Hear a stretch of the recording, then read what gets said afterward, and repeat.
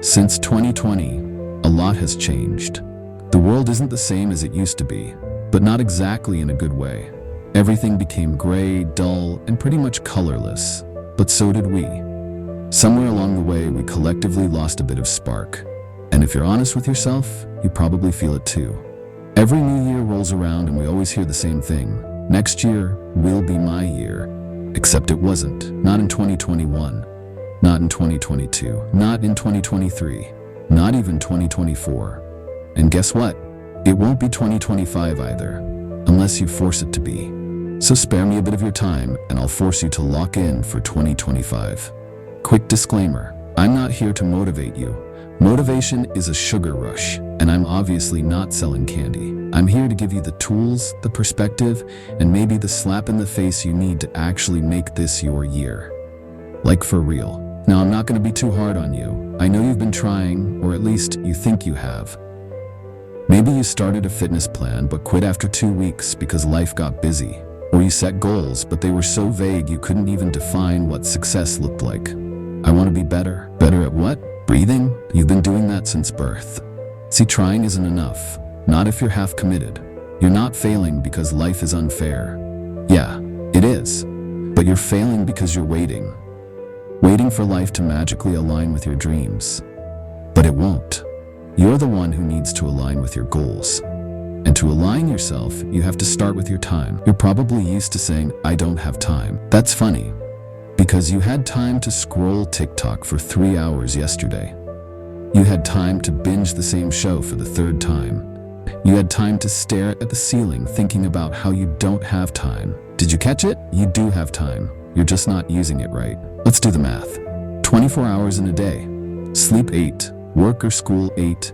Eat, shower, survive 2.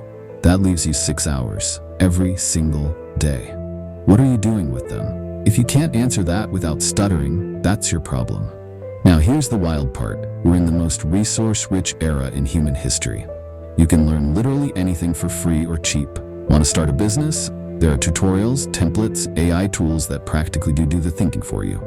Want to get fit? There are apps, channels, free workouts, full communities online ready to support you. And you're using your phone to scroll aimlessly? Your phone is a tool. But if you treat it like a toy, it'll treat you like a joke. But even the best tools are useless without a plan.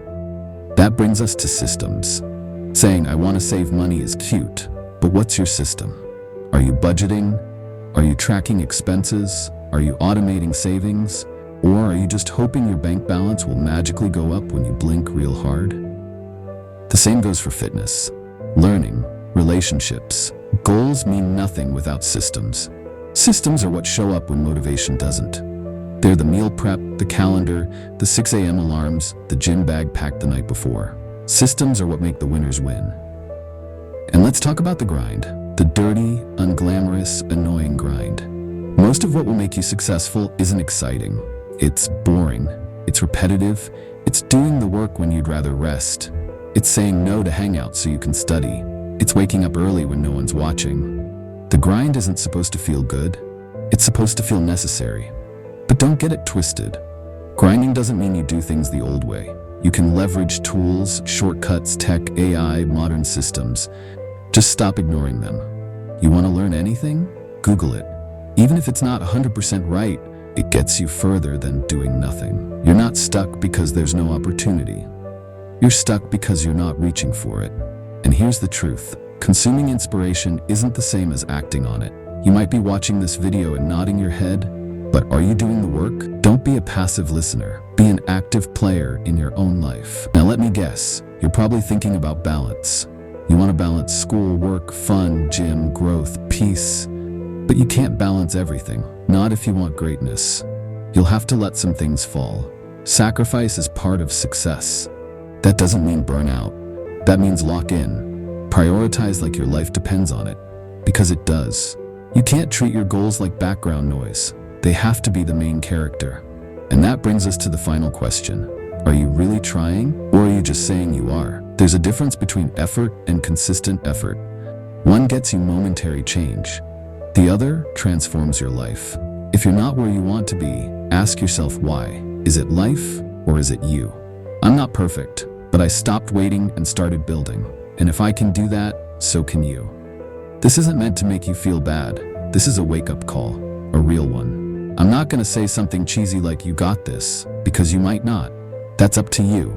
But if you truly lock in, not just say it, but live it, 2025 can be the year everything changes. This time, you won't have to say "next year will be my year." You'll say, "This year is mine." The world won't fix itself for you. It's still gray, it still sucks. But you're smart, you're strong, you're stubborn, you're a fighter, and you can fix yourself. And maybe in doing so, you'll bring some color back into everything else too. So what do you say? Are you in? Or are we having the same conversation next year? You tell me.